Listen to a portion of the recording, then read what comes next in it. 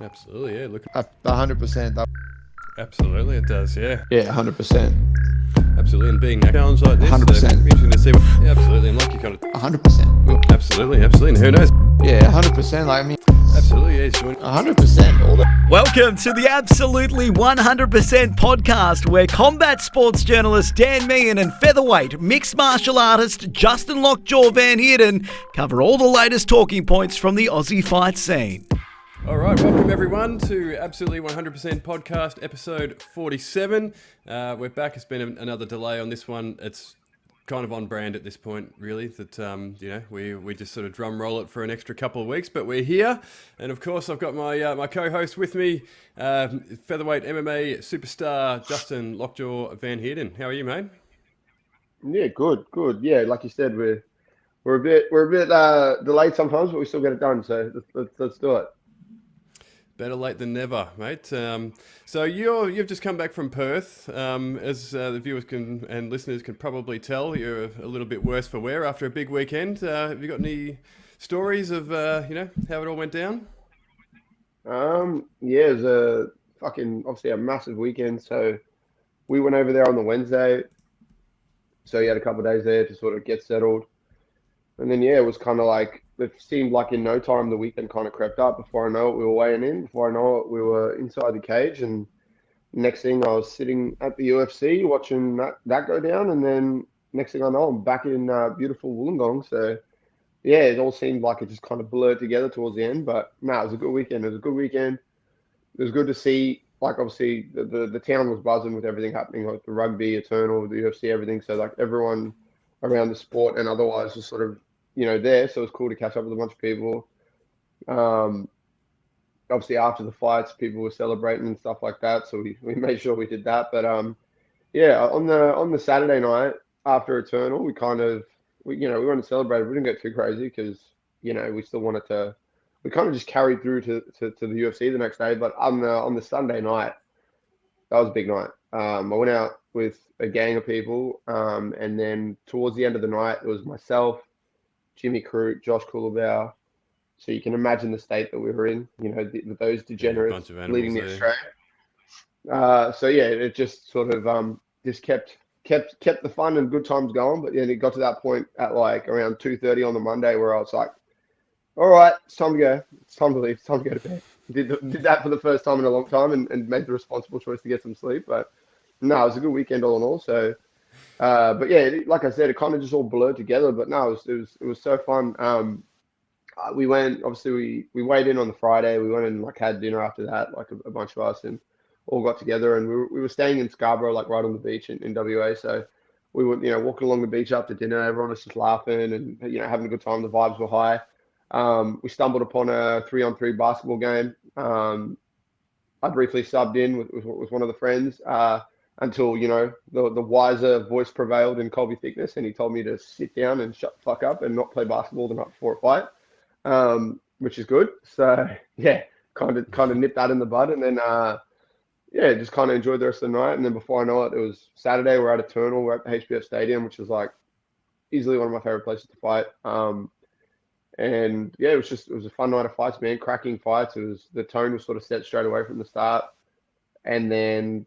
Yeah, it was kind of cool. Again, something that I've wanted for ages. I've always said this a few times. Like, it's cool being in the main events and stuff like that, but I just want to get going. Like, I'd fight first every time if they let me. So it was cool to sort of be early on the main card and actually kind of get in there and do my thing. So yeah, and then before I know it, Seb was out there in the main event, all eyes on him, and he got the job done. So all in all, a successful weekend for the freestyle team.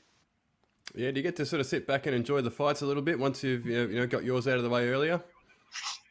No. After I sort of finished my fight, I did some media.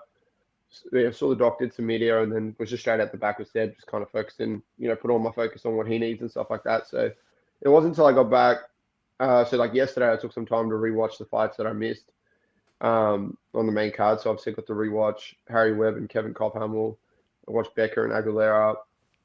I got to watch the flyweight title fight, which I didn't see ending that fast. I thought it was going to be another 5-round ball fest because of how our lovely friend from America decides to fight. But no, we saw an exciting finish in that fight too, so it's cool. It was definitely one of those things where with the co-main event going all 5 rounds, and the levels in the building going up and down because it was such a crazy fight. I know like that's something that you probably got to try and manage. From experience, I know how, like I've done that before and had to do that before. Where you're trying to manage when to sort of flip that switch because you're like, am I going to walk out now? Am I going to walk out? Like, what's going on? Is this fight done? Is it going to go? And every time the crowd makes a sound, you're like, oh, it's over. So it can be tricky. You got to like manage your energy levels and kind of manage where you're at. But I thought Seb did a good job of, of doing that. And then before we knew it, it was his time to make the walk. So, it was cool. It was one for the record books this weekend. Yeah, definitely. How about we start at the top this time? You just sort of touched on Seb and his performance there against Dimps Gilly. So it was I guess as you'd expect with any sort of Dimps fight, it was a hard fought victory for Seb by unanimous decision in the end. So what did you make of the main event? Yeah, I thought it was an insane fight. It was obviously, early on in that first round, Dim showed where he's dangerous and what can happen if you like leave him room to operate in the area where he is really good. And, he kind of clipped Seb there briefly. But I think, Seb did well to sort of show composure and sort of minimize any follow-up, reset himself, and then kind of just went back to work. And then it was just a minute-by-minute, round-by-round process of just kind of staying diligent, using the things that he does very well, not leaving openings and just kind of picking Dimps apart, looking for that shot. Obviously, Dimps is, we all know Dimps is super tough, super game. He's just going to keep coming forward. But I said this in the lead up. At the end of the day, though, he does have a very one-dimensional approach to the sport. It's very boxing orientated. So it doesn't really leave much else for you to sort of worry about. So it was interesting to see him try and push Seb up against the fence a few times and try and work some wrestling in. I thought that was interesting. I don't know if that was just like panic or just because he was frustrated by the footwork and the range, or if it was just something that they were telling him to do to try and mix it up. But I made sure that every time he did that, I was trying to heckle him to kind of get in his brain a bit and help my friend because obviously we're not used to seeing Dimps wrestle. So I was trying to put some doubt in his ear, but true to his character, he just stayed on task and just kept coming forward and kept trying to do his thing. So, what else do you expect from that guy, bro? He's an absolute animal. But obviously, as the fight went on, you could see how Seb's style can frustrate people and how it can minimize what they're able to do and the reads that they're able to make. And then, it took 24 minutes and 50 seconds, but at the end of the fight, he landed that shot he was looking for the entire fight and really hurt Dimps. I don't know how he stayed on his feet. His mouth guard come flying out of his mouth, and he somehow stayed standing. I don't know what that guy's made of, but that was the shot Seb was looking for the whole fight. He got it right at the end, but it's just crazy. But that's just credit to Dimps' toughness and grit in there to stay in there. Because I can tell you now, a lot of people would have taken the exit with some of the damage that was handed out in that fight for both guys. So, no, I thought it was a really good fight. It obviously surprised me that it went the distance. I didn't have that on my bingo card going into it. I thought either guy would get the finish inside 2, if not 3 rounds. But no, it was cool. I'm very, very happy to see my teammate get the win, keep the belt freestyle, and kind of cement himself as, one of the top dogs in the division. Yeah, so Seb is now the eternal featherweight champion, right? It was your former title, of course. He's in a bit of a weird spot right now, right? Like, because obviously Mangos and Jarrett are occupied over in Hex. Of course, Jarrett's a teammate as well, so there's not really a potential matchup there. You've just beaten Rod here on Eternal, of course, which we'll get to. But obviously, yourself and Seb isn't a workable matchup either. So, who do you think is next in line for Seb Soleil? Yeah, it's a tricky spot. Obviously, you got someone like Diego Pereira, who's probably on I think he's on a bit of a win streak, and he just fought and beat an international opponent. So he's a potential guy that's there, kind of gatekeeper of the division. So he's kind of there, but it's interesting because outside of that, Seb sort of chipped away some of the other sort of guys that make sense for him to fight. Like he beat Dan Jones, he beat Gabriel. As much as stylistically, I'd love to see him and Ollie Schmidt fight. I think Ollie obviously needs to get like a win or two, like change some wins together for that fight to be possible.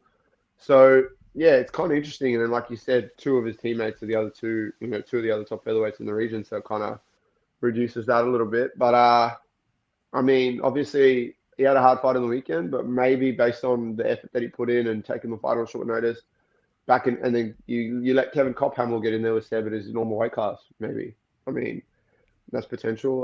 There's a storyline there. They used to train together when Seb was at Wolves Den. So, from a promoting point of view, there's plenty to capitalize on. And I think for what he did for Eternal on short notice and the performance he put in, to go out there and get after it the way he did, might be worth rewarding him of something like that. And then outside of that, yeah, it's weird right now. It's a weird spot for the featherweight division because people are either taken out of the equation or teammates of one another. So it's like, yeah, it leaves it in a weird spot.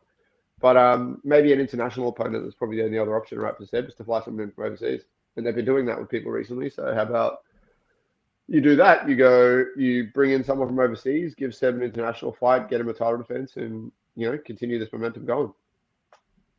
Yeah, it's true. It might be the path forward. But yeah, you mentioned Kevin Cophamel there. It's that's an interesting matchup as well. We don't know what sort of shape he's going to be in at the moment because let's talk about that fight, the co-main event, the Eternal Lightweight Championship between Harry Webb and Karen Cophamel. It was just a roller coaster of a fight, really. In the end, Harry Webb got the decision by split decision in the end. What did you make of it, and what did you make of the decision as well? I've seen a bit of debate online about sort of which way it should have gone. I don't know that you could really complain either way, but what did you make of it all? We loosely watched it on the night because obviously we were waiting to walk out with Seb, but I rewatched it, and it's a close fight, obviously, but I think had the decision gone to Kevin, we'd have a bunch of people in the comments being like, no, Harry won that, blah, blah, what's this, a robbery, blah, blah. I think it's just one of those fights. But honestly, looking at it objectively, I watched it and I gave Harry the first three. I definitely gave Kevin the last two. Kevin for sure won 4 and 5. But yeah, I gave Harry the first three. So I wasn't too upset about the decision, but I could definitely see why people were. And obviously, that's going to happen in a fight like that, man. It's almost a fight where you want both guys to win. Or even just make it a draw and run that shit back and give Kevin a full camp to sort of do it again. But, wild fight. Crazy exchanges, like a complete mixed martial arts fight. We had a bit of everything. We had the stand-up, the grappling, the wrestling. It was an absolute war and the boys got after it. And, Harry Webb had to go through some serious adversity. I think the biggest takeaway from the fight that is probably making people lean towards Kevin winning it is the state that the fighters were in after. Kevin walked himself out of the arena, put up a photo. He was pretty well fine. He had a couple of cuts, some bruising and that. But, obviously Harry sustained a broken jaw. His legs a bit jacked. So I can see from that point of view where people are like, if you leave the arena in an ambulance, did you win the fight? I understand that. But at the same time, I think you got to objectively look at these fights. When you watch them, sit down, mute the commentary and just watch it for what it is. And, score it and, go by what's happening in each exchange and kind of put it together. But, and don't fucking rely on the fight statistics that they put up on the screen. They're not accurate. I don't know why people think that if the UFC doesn't even get them accurate, why do you think Eternal's going to get them accurate? Don't listen to those. They're not accurate. It's a good question. How do they compile those statistics? Is there someone... Do they have a gang of people sitting back there counting all the punches and kicks and control time and that sort of stuff? That's got to be one hell of a job if it's not a whole group. I imagine at the top level they do, but I definitely don't think they do at Eternal. I think it's just maybe one person's kind of just winging it. But yeah, don't if you watch that fight, don't rely on that to influence your thoughts about the fight. 'Cause it's not accurate. But other than that, man, it was one hell of a fight, probably one of the best fights we've seen on Australian soil, certainly in the Eternal cage, and a big fight that both guys can draw from to take themselves to that next level in their approaches to the sport. I think they're both going to develop and grow from this, especially Harry, because obviously despite him getting the win, staying undefeated, like I touched on, the guy had to go through some serious adversity, so that's probably a boost to himself to go, you know what, I can do this shit. I can go in there and fight, even if it doesn't go my way and I don't get a fast finish and I need to actually dig for it, I can do that. So, yeah, I thought it was a sick fight, so I enjoyed watching it.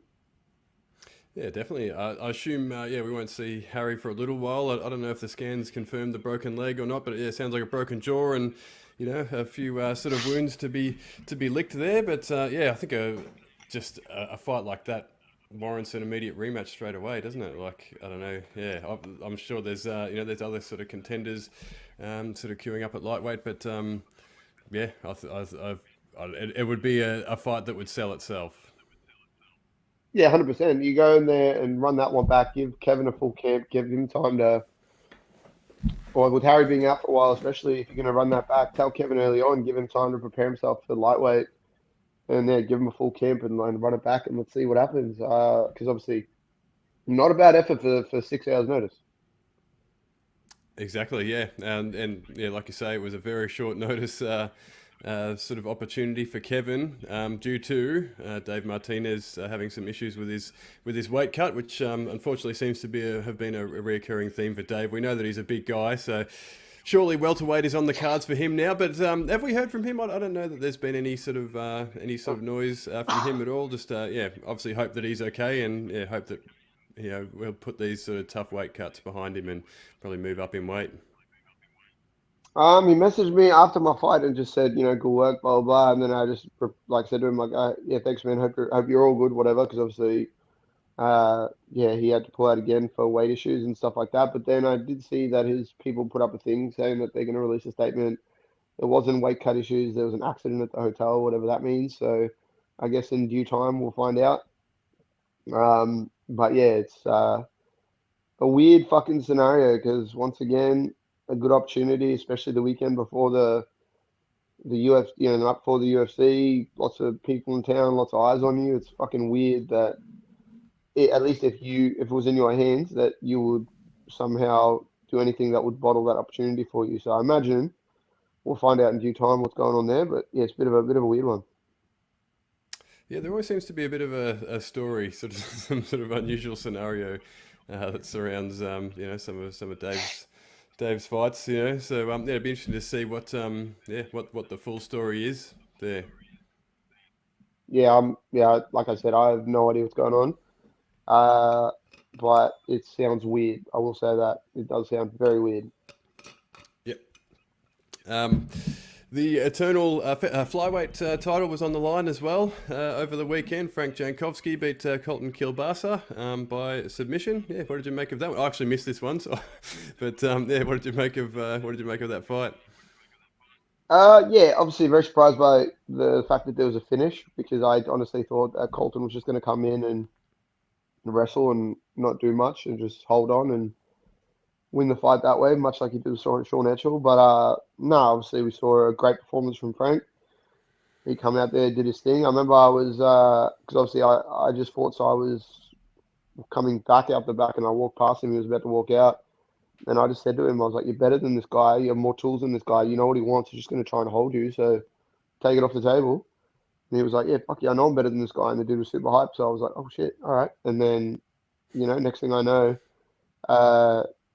I'm doing an interview and the crowd gives a big pop for the introduction for Jankowski when they did that in the cage. And then it seemed like by the time I finished the interview I was doing, the crowd was going ballistic and they announced Frank as the winner of the flyweight title. So, yeah, obviously on the night I didn't get to see it, but then watched it back and that finishing sequence was great. The knee to Heerden just followed straight in, just kill instinct, took the back, choked him out, got out of there. Now he's the flyweight champ. He's had back-to-back fights for flyweight titles and, chalked both those off. He added the dubs to his record. So, yeah, flyweight's on fire right now, especially in this region. So it's be interesting to see sort of what starts building for Jankowski next. And who knows, we might see him off to some bigger opportunities in a very short time, especially because we know the talent pool and flyweight's very small. So anytime someone starts putting some wins together and is exciting, you're probably going to get some big opportunities.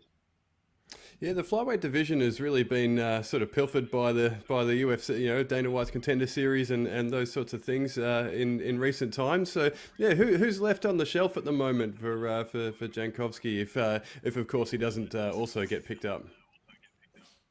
Yeah, I think the same thing. He's in a similar position with Seb, like where it'll be an international opponent or a couple international fights, much like they did with for Drillich, where he fought a bunch of overseas guys, and same thing that Gauchi ended up doing. Fighting a bunch of overseas guys, get some fights going in, maybe a couple of opponents from Japan or somewhere else in Asia. Obviously, we know there's no shortage of flyweights in those regions, so maybe that's the option. Get him an opportunity to get some international wins and fucking keep building on this streak, and then see what happens and see what opportunities come.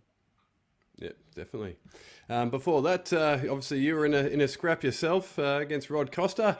So you settled the trilogy by unanimous decision. It was it was a pretty it was definitely a competitive fight in the end. So I guess, how did you pull up afterwards? And so how do you look back on your own performance? I had fun in there. It was good to get back and kind of close out the trilogy, do it back in the same building where the first two fights happened, get back in there with Rod, and just kind of know when the fight was starting. Like when the ref brought us to the middle and we touched hands, I kind of just was like, all right, let's close this chapter. Like, this is it. This is for all the bragging rights and all the marbles. I was very surprised we went the distance because I kind of figured that he was gonna try and want to get the fight back and go for it. And I was surprised that he decided to start using his grappling in this fight. Like, I was actually like, yeah, sweet. This dude, when he shot in at the end of the first, and even when I stuffed the takedown and we were up against the fence, I went back to my corner and I said to Colby, I was like, all right, I think he's going to try and really utilize his grappling. So, I got to be on, because that, he's one of the most dangerous, if not the most dangerous grappler and credentialed grappler in the region and the division. So I was like, all right, if we're in those exchanges, even in the whole lead up to the fight and stuff like that, it was always just like, keep your composure, be smart, don't sacrifice openings to try and, disengage from the grappling, because he's so dangerous and he'll jump on opportunities. So, yeah, no, I had fun in there. I did, kind of just stay patient, followed the game plan, just did what I was supposed to do. I thought I was going to get him out of there in the second round when I cracked him with the right hand and he went near the cage, and I sort of followed up.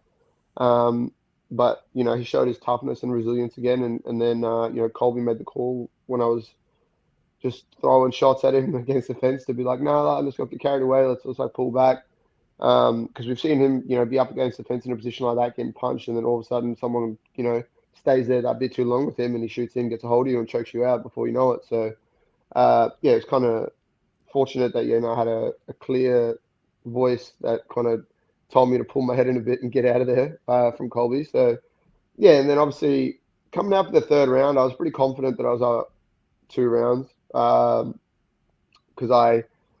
even though at the end of the second he got a takedown and got some control, wasn't really much damage or anything that he did, but I was like, I can't hang out in positions like that, because obviously it's not, that's dangerous, number one, and number two, it doesn't look good. Even if they're not doing anything, it doesn't look good if someone's got a hold of you, especially based on the approach that I was going to take. And I wasn't just going to get up and try and jump up with someone like Costa on my back, because that's how you get submitted very, very fast.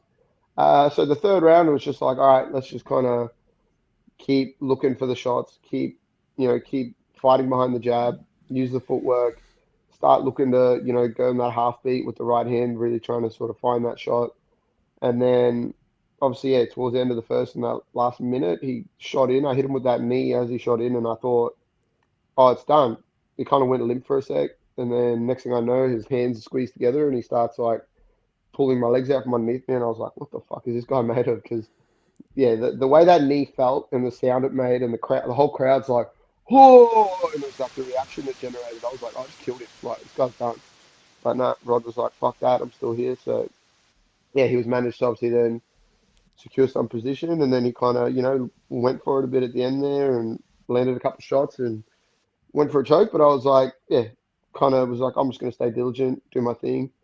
But yeah, like when the fight ended, I got up, shared some words with him, and when I walked back over to Colby, he was like, look, it's 3-0, worst case 2-1.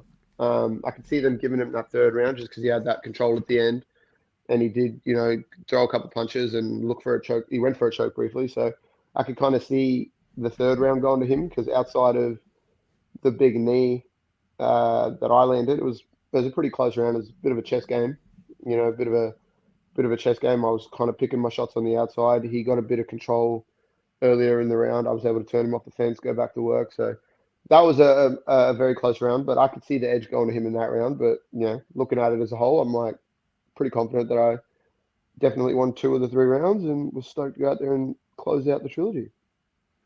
Was there a part of you sort of in enemy territory that worried that perhaps it was going to go the other way?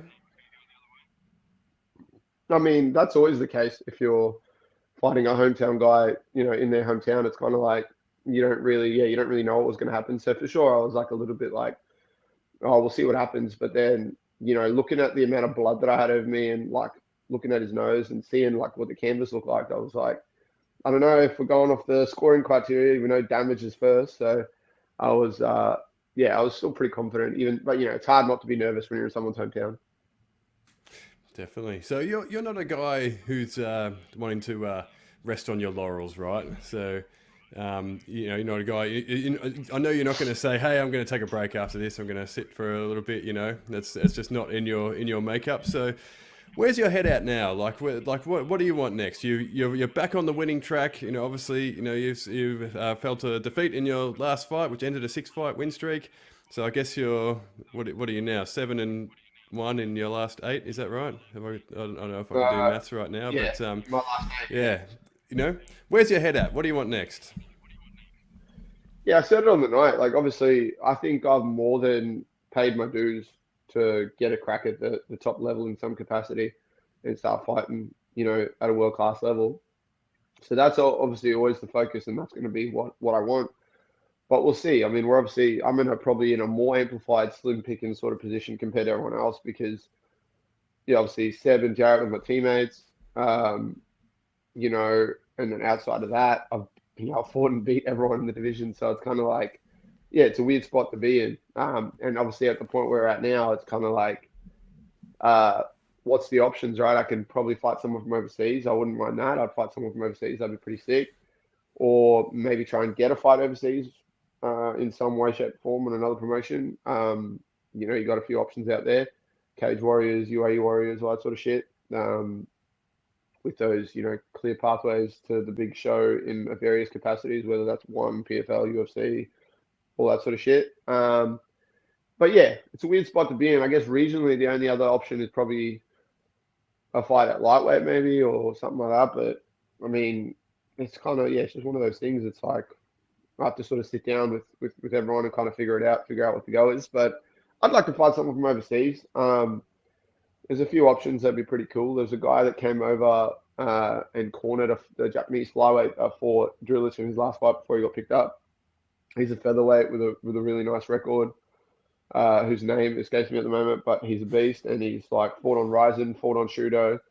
I believe he's 14-2 from memory. So he's got a good record. Dangerous dude, gets after it. So something like that might be cool, man. And I think that kind of then plateaus me where I'm like fighting people from overseas.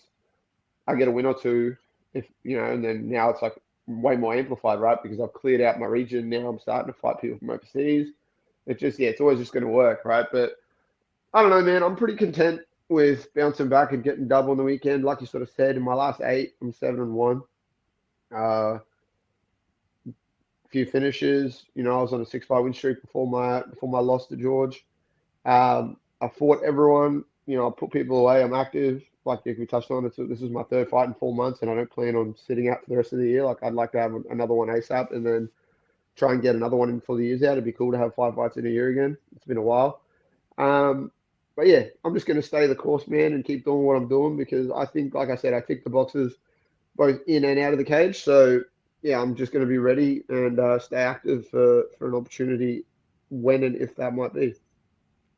Brilliant. Yeah, well, I'm sure won't be far away. You're not someone who says no to fights all that readily. So I'm sure something will come along sooner rather than later. It's going to be fascinating to see where it goes from here because, like you said, you've been doing this for a minute. You've paid your dues, and it's going to be interesting to see what sort of comes your way now, sort of back on the winning track.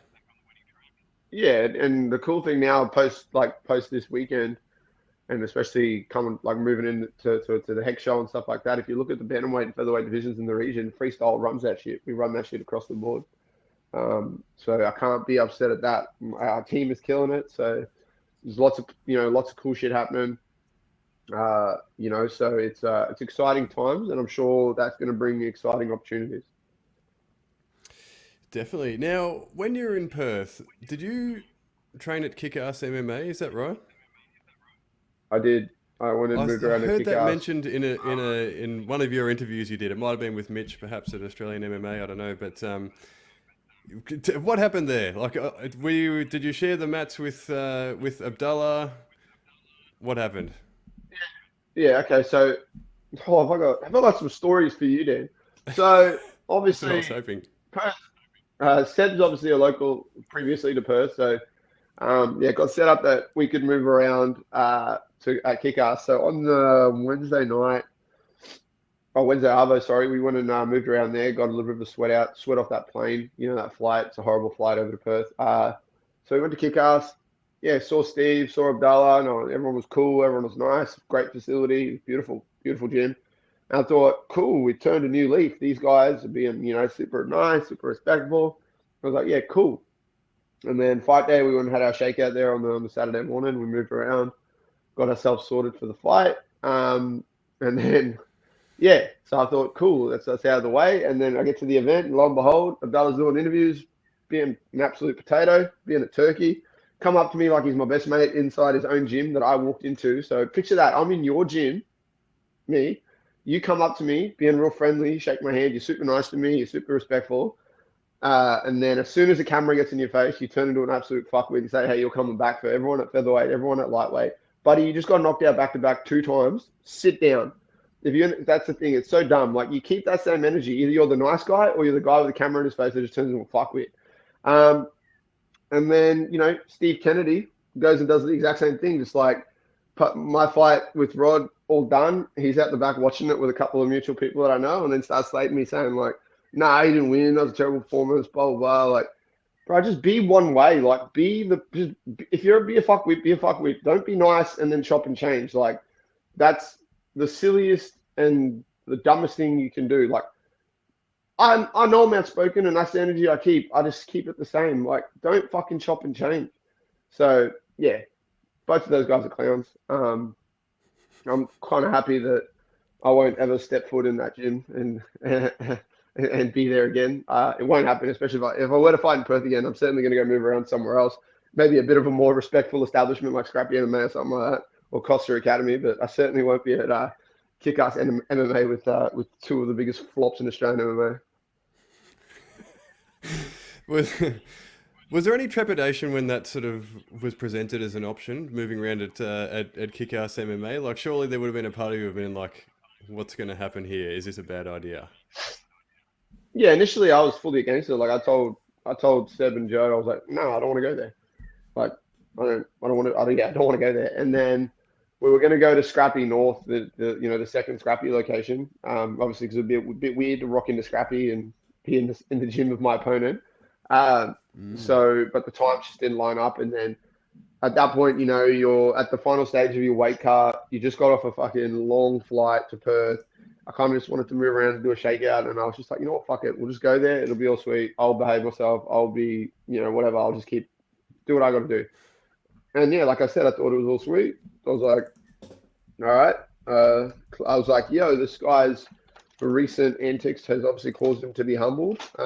But then, no, obviously not. So, yeah, nah. But obviously, I was very apprehensive to go there. But yeah, kind of got confirmed after the fact. Yeah, that was a wild one. That one, that one shocked me when I heard that mentioned in that interview. I was like, wow, why is it the first I'm hearing of this? But yeah, there you go. Interesting little insight there.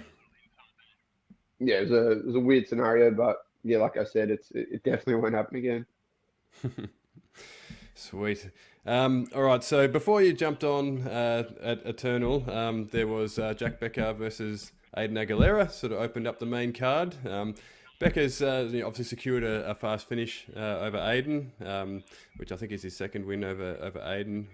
So yeah, closed out a trilogy of sorts there as well.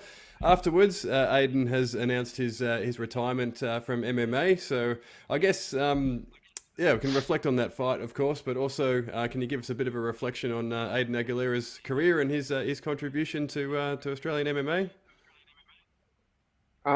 Yeah, no, of course. Obviously, so the fight, it just seemed like Becca showed up to fight, and Aiden kind of just showed up just to, and it was just like didn't really want to be there. It was very, both guys. I mean, both guys, to be fair, were pretty flat-footed and weren't really moving much and doing stuff. But no, it just seemed like Aiden just didn't want to be there. I could be totally wrong, but that's the vibe I got seeing him days prior and at the weigh-ins and stuff like that. It was almost like he was just like, oh, I'm here, but like he's there, but the lights are on, but no one's home. Like, he doesn't really want to be there. And like I said, I don't know if that's actually the case or not, so I don't want to say that's exactly true, but that's just how I felt, kind of just being around him. But yeah, obviously the fight kind of, I guess that can be put aside. Obviously, congrats to Jack Becker. You got the win. Kind of close out the trilogy, much like myself. So it'll be interesting to see what he wants next. He probably wants to fight for the lightweight title. But obviously with Harry Webb being a bit busted up, that could be a bit of a wait. So we'll see what happens there. But nah, for Aiden retiring, man, it's just crazy that he's been in the sport for ages. Like I believe he was already like an established pro in the region when I was still coming up as an amateur. So guy's been around for a minute. He's had some cracking fights over the years. There's obviously this trilogy played a big factor in his sort of journey when he got the belt in that second fight in a absolutely crazy way with Becker breaking his leg. And then we saw one of the most anticipated fights in Australian MMA history with him and Martinez, which fully lived up to the hype. The trash talk that lead up to that was insane. Aiden's a fucking character, so it was it was a crazy thing, man. He's had so many big moments in the region over the years. He's had so many good fights. Dude's dangerous, man. He's called, fight name premature finisher that kind of carries, right? The guy was like out there putting people away. So no, it's cool, man. It's cool to see him kind of make that decision for himself. You always want to see a fighter do that. You don't like we always talk about, you don't want the sport to be like, all right, it's time to hang it up. So it's cool when a fighter just makes that decision and goes, you know what, I'm done. So yeah, it'd be interesting to see what he does moving forward. Obviously, he's got a lot of other avenues that he's busy with in life and stuff like that. So it'd be interesting to see in what other capacity he sort of stays involved in the sport. But nah, super likable dude, super funny. Yeah, just a good dude and one of the people from Australian MMA that we should all appreciate for coming out and putting his body on the line. Definitely, yeah, well put. And yeah, we wish Aiden Aguilera well in his retirement from competition and yeah, whatever sort of comes next. Imagine retiring after losing to Dave Martinez. That's got to sting a little bit.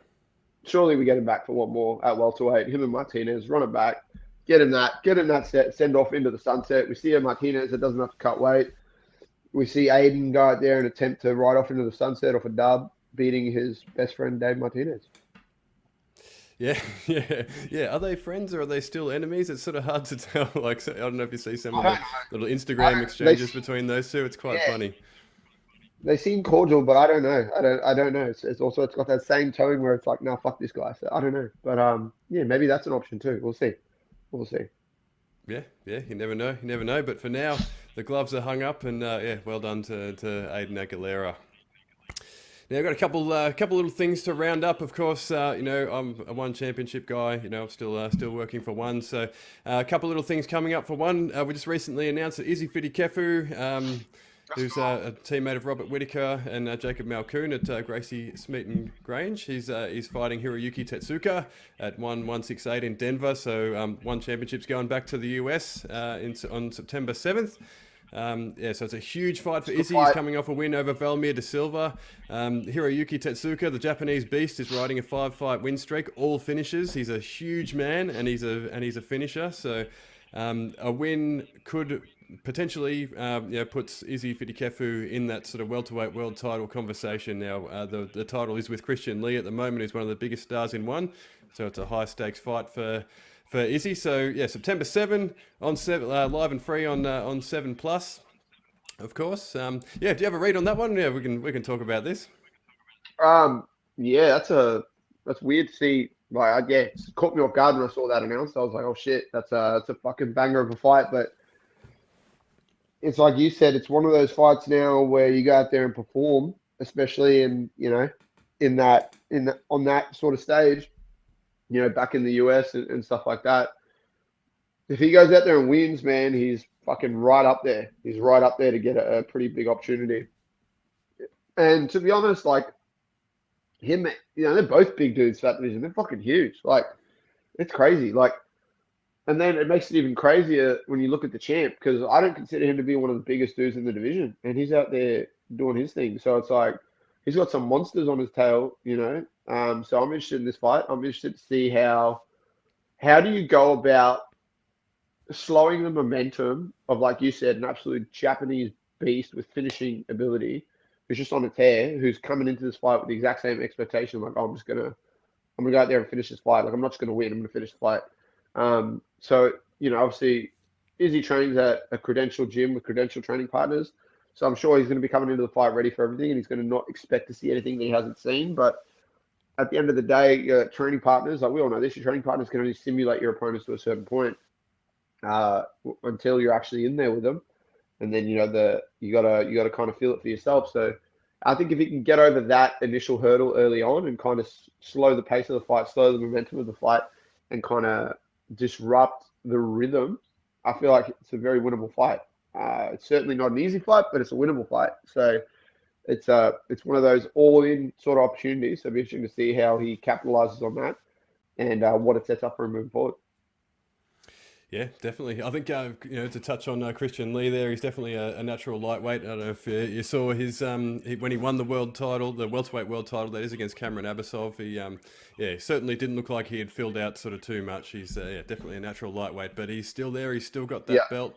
And, he's a big name. So it's a big opportunity for any welterweight if they can get there. So Izzy can put himself right in the mix. And I don't think the judges are going to be required. I think they can probably sit this one out. It's just, a couple finishes. Izzy's a finisher. We know Tetsuko is certainly a finisher. So, I can't really see this one going 3 rounds, to be honest. Nah, they can take a smoke break or go get some food or do whatever they got to do. This fight's going to go very quickly. Yeah, definitely. Another fight that went really quickly was just this morning. Cody Heerden on Dana White's Contender Series. He's put the opponent away. I've just forgotten the opponent's name. I haven't got it up, but what was it? Billy Brand. Billy Brand. There you go. He's put him away. Dropped him with the left hook and finished him with the choke. So he was awarded a contract with the UFC. So it's another Aussie who's going to go and represent on the world stage. So what did you make of Cody Heerden's performance and his future in the UFC? Yeah, clean work, especially when you're fighting a guy who's based in Sacramento, who obviously didn't have to travel too far, didn't have to adjust too much. Then you're flying all the way from Australia, all this whole thing, goes in there, does it real quick in the first round. It's obviously the best case scenario, and he got to do it in front of the UFC brass. So made Dana White and that very happy and secured himself a contract. It was flawless performance. So you love to see it. Another talented Australian at the top level of the sport with opportunities to go and chase down a world title. Yeah, I mean, I guess, how do you see him sort of fitting in that division? We've seen him, really push Steve Erceg, and it was still quite early in Heerden's career, really. So I guess, how do you see him sort of adapting to life on the, I guess, against some of the world's best? Yeah, he's obviously well-rounded. He's got like a well-rounded skill set. He can do a bit of everything. So that's always going to benefit you. But, bantamweight's such a killer division. All the way through. You're seeing guys even outside of the rankings initially come in and do insane work. Like Peyton Talbot's a good example of that. So it's just a murderer's row, and especially when you start getting into that top 10, top 5. But I'm sure, they're going to approach it the right way. He's a young guy. He's got a good team around him, good coaching, good gym, good training partners. He's got a good management. So I think he's going to do things the right way and approach his career the right way. And if he does that, I'm sure he can build himself up and then, fight the right fights at the right time and kind of take that boxing approach where you're just increasing the level every time and not feeling like you need to try and, unless, the occasion is there and it just makes sense to do that, much like we saw with Erceg, but, where you're fighting a ranked guy straight off the bat and the next thing you know, you're fighting for a world title. Who knows? That might be the trajectory that we see Heerden on as well, but he's got a good team around him. He's a smart, young, talented fighter. So it'll be interesting to see the trajectory his career has. definitely. On the same card, Cam Rouston has come up short by unanimous decision. So, yeah, what did you make of his sort of performance? Yeah, it's frustrating for Cam. Like, obviously, super likable dude. Would have loved to have seen him go out there and get the finish and get a contract.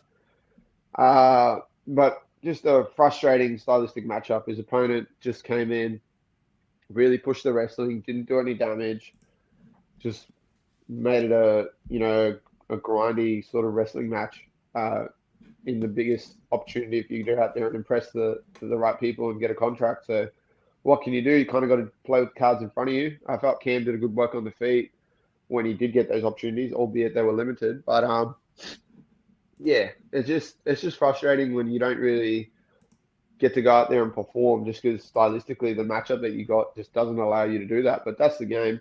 And I think we saw after the fact that, the outcome was what it was. Like, oh my God, the win. But, Dana sprayed him afterwards and was like, especially because he'd previously fought on Contender and now you're given an opportunity to come back and that's the performance you put in. And then you double down and your coach gives you your brown belt after the fight in the cage. Like, it's just like, read the room, bro. There's a time and place to do stuff like that. And that definitely wasn't the time or the place. I'm almost half tempted to say that them doing that is kind of the last nail in the coffin that made Dana and that go, nah, fuck this. I'm not giving this dude a contract.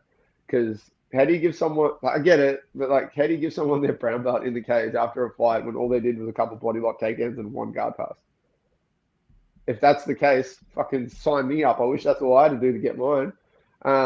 But nah, it's just what it is, man. It's frustrating. I would have liked to see this dude come in with the intent to sort of go big. It's his second fight in Contenders. Get after it a bit and give opportunities for both guys to have an exciting performance. But that's not what we saw. So it's pretty rough for Cam. Be interesting to see what happens next to him. Yeah, definitely. Yeah, I guess the obvious thing would be to sort of build himself back up on the regional circuit and get back to that opportunity at the top level. Yeah, I mean that's all you can do really. Just reset, go back, do it again. That's all you can do. Yeah, exactly. All right, looking ahead, we've got Hex Fight Series 32 coming up, also on September 7th. So we should probably just look ahead. We're probably not going to be recording again until after that one. So, we may as well look ahead and see what we've got in store. So I guess at the top of the card, Hex Flyweight Championship, Cynthia Calvillo's being flown over from the US to take on Lisa Kiriakou. We kind of talked about this one a little bit off air. It's it's definitely one from left field. So what do you make of it? It's weird. Obviously they got an international opponent for Lisa. But it's weird. We got someone who's lost 6 in a row or 5 in a row or something, and a few weight misses, a few hiccups. So it's just weird, and it's just not a stylistic matchup that's going to allow you to go out there and have an exciting fight and get a finish. It's just, it's like you said, it's out of left field. It's a weird matchup. But, I guess they're giving an Aussie a good opportunity on their platform to go out there and fight an international opponent, ex-UFC vet. But surely they could have done the scrounging around and found a better sort of option that kind of still gives you those benefits, but then sets you up to actually have like an exciting fight that's going to impress the right people. Because stylistically, this certainly won't be that. Like we kind of touched on off air, it's going to be a very tall task for Lisa to submit Cynthia. And then obviously on the striking side of things, neither girl really has knockout power, so it kind of just limits your options, right? We're going to see maybe an exciting 5-round war. Both girls covered in blood, beating the shit out of each other. That'd be ideal. But other than that, I think we're just going to see a 5-round point fight that doesn't allow either girl to sort of get an exciting performance just based on how stylistically they match up. Yeah, it's. I guess if Lisa does manage to pull out a finish, then that'll obviously look pretty good for those that might be watching from other promotions. But like you say, it's definitely a tricky stylistic matchup. So we'll see how it goes. One little subplot on this episode, I don't know, for those watching on YouTube, has been the struggle of your earbuds just trying to hang in there on your cauliflower ears. I know you just dropped it while you were talking through that last. Oh, it's the It's worst. been on my mind this entire episode. Can you talk us through it? How easy is it to do you have to can you clench your ears or something to hold those buds in? It looks like particularly the left one seems to be fighting a losing battle. Yeah, no, struggle street. We're in struggle street right here, but this one's starting to go real bad too. So it's I might just have to just double down, start getting them big over ear fucking Beats by Dre headphones or something like that. But we're on struggle street. Definitely. Now, also on Hex Fight Series 32, Jarrett Wilbraham, your teammate, of course, is challenging George Mangos for the newly minted Hex featherweight title. So obviously you've got intimate knowledge of both of them, right? You spent a lot of time on the mats with Jarrett. You spent a few rounds on the mats with George Mangos as well. Yeah, what do you make of the matchup? Yeah, it's interesting because obviously Jarrett's got such a wild style. His footwork, everything's just so crazy. His weapons that he has, he's just got an array of weapons. He uses everything: the knees, the kicks, the elbows. Super dangerous. And then obviously since coming to freestyle, he's developed his entire MMA game as a whole. So he's a dangerous, well-rounded mixed martial artist, and he's going in there and standing across from another young, dangerous mixed martial artist with all the confidence in the world. So it's going to be interesting to see. It's going to be interesting to see how those factors all come together, like how George is going to approach the fight. Obviously, drawn from my time in the cage with him, everything he was trying to do in there was Hail Mary, sort of hit it, big one-hitter quitters, try and end the fight, get me out of there type blows. And I feel especially on the feet, if he's going to try and do that with Jarrett, next thing you know, you're going to cop an elbow, a knee, a kick, or something from some weird angle. So it's you got to be very disciplined in that area. And then obviously, I don't know, it's just going to be interesting to see how both guys approach the fight. Obviously, George is going to be high on confidence. He's undefeated, hasn't lost. And that could either be a super big benefit, or it could be the thing that kind of unravels you a bit. Much like we saw over the years across the board from the regional level to the top level. We've seen that sometimes, right? We've seen these dudes that are on absolute tear, confidence is high, and then all of a sudden you get to the fight with that one dude and it kind of just unravels and goes to shit. So, it's an intriguing fight for me. I'm keen to watch it. I'm keen to watch my teammate go out there and do his thing. And obviously, George is young. He's dangerous. He's confident. So it's an important fight for him as well, because if he goes and wins, he improves to 5-0, I believe. Especially gets another finish, defends his belt, sets him up for some pretty big things. If he loses, he's young enough in his career that he can bounce back, get better, and become an even more of a dangerous fighter. So it's not really a losable fight for George in a sense. It's either going to be a fight that he wins, or it's going to be a fight that he finally sets him up to reach that next level of potential that he clearly has. And then for Jarrett, it's it's a huge fight. Jarrett's on a streak. He's fought absolute monsters. So if he goes out there and wins this belt, cements himself as the Hex champ, in my opinion, man, that dude's another one who's done all the work, paid his dues. It's time to see him go out and chase down some big opportunities. Well, it sounds like Jarrett's been in the shop window before, right? I think there was some talk that he was on the short list for the Ultimate Fighter and that sort of thing. So, I guess another title and a win over someone like an undefeated sort of rising star like George Mangos would surely sets him up to be at least one step closer to an opportunity like that. And like you say, George is he's got time, doesn't he? So win, lose or draw, he's going to be sort of better for it. Yeah, exactly. I mean, he's very technical. He's got he's pretty well-rounded, got a pretty good skill set. But I think that he still has a few things that he can add to his game that could come just with more experience and more opportunities, and I guess a bit of adversity here and there that can kind of pull you back in and go, okay, I need to make more improvements, or I need to do these things. So it'd be interesting to see how it pans out. Obviously, I'm pretty confident my teammate's going to go out there and smoke him. But even if George loses, like I said, it's not a step backwards. If anything, it's a step to becoming a way more dangerous fighter. Definitely. Now, also on the card, the interim welterweight title is on the line. Caleb Rideout versus Kit Campbell.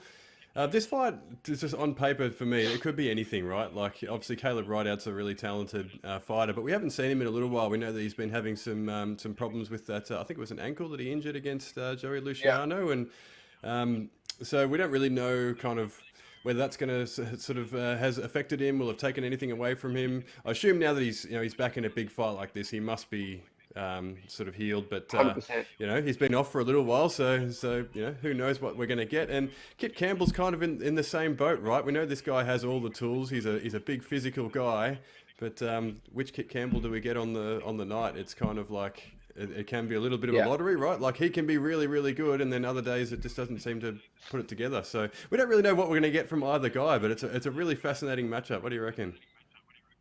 Yeah, obviously on paper it can be a super exciting fight. Both guys are pretty dangerous. So, but yeah, it's like that unknown factor of which guy's going to turn up. But like you said, I think Caleb's obviously 100%.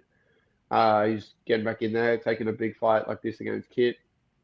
And obviously going off Kit's last performance, if that guy shows up, we got a barn burner of a fight. So yeah, it'd be interesting to see what sort of happens. But especially with how Kit deals with Caleb, especially on the feet, he's so like tricky on the feet and just does shit that doesn't make much sense and it's so weird, but just seems to take full advantage of it. So and if you look at Caleb's performance against Kevin Doucette, he was able to deal with the grappling and the judo quite handedly and just do his work. So I certainly think that he's more than equipped to do that with Kit. But yeah, it's like we said, it's going to depend on which Kit we see. If the Kit showed up against Matt Vale shows up in this cage on September 7th, it could be a quick night and he could get Caleb out there pretty quickly. Yeah, definitely. That's the thing. Yeah, we just don't know what we're going to get. Now, the interim title's on the line, which is kind of an interesting one because Alden Bates just won the belt against Jono McAuliffe not that long ago, right? It was only like 3-4 months ago, maybe. I don't know if I could be off on that. Do you know anything about that story? Sort of, is Alden sort of heading back to Eternal, or what's going on there? Yeah, so he's going to fight Lachlan Stitt on Eternal, but then I believe Stitt got injured, and now they're kind of just waiting and seeing. But yeah, that's the last I heard of it. But it makes sense that he would kind of do that because if he goes out there and fights Lachlan, beats him, he beats a talented up-and-coming guy who's on a bit of a tear, gets a second welterweight title, and kind of has that last sort of big push where he looking to capitalize on something big. But it is weird. It's like all up in the air at the moment. But yeah. He was out Eternal on the weekend, and he looks fit, looks healthy. So we'd be interested to see if they reschedule his fight with Lachlan or what's going on there. Yeah, guess we'll soon find out. There's one other sort of fascinating fight on that card. Jono McAuliffe, who we just talked about there, is fighting Matt Vale. I guess you could call it a bit of a crossroads fight, right? Like Jono McAuliffe's a guy who's sort of on the way up. Matt Vale's a guy who's been around for a long time. He's had a loss against Kit Campbell. So it's kind of, I guess it's high stakes, right? These are two guys that are trying to get to the next level. What do you make of it? Yeah, I think we're going to see a dangerous Jono come into this fight, and it's not going long, man. I think he's going to win this fight very quickly. Like, it's similar to what I said about George. Like, Jono lost to Alden. He was on an absolute tear. He won the title against Luciano, and no one expected him to. Went out there and killed it. Went to an absolute war with Alden. And so I think he's would have learnt and grown from that. And he's going to come into this fight. I think he's just too good, man. I think he's too big, too strong, too dangerous. And I think he's just going to, give Matt Vale the business. And like you said, for Matt, it's like, he's another one, man. It's like, what Matt Vale are we going to see turn up? And the guy's been around for ages. Arguably, if not the most, deserving person of an opportunity over the years. Like, he's been right there for so long. So it's just going to depend on which guy shows up and what mentality he has. Like, if Matt Vale, is he on? Because then he's like super dangerous and he's a weapon.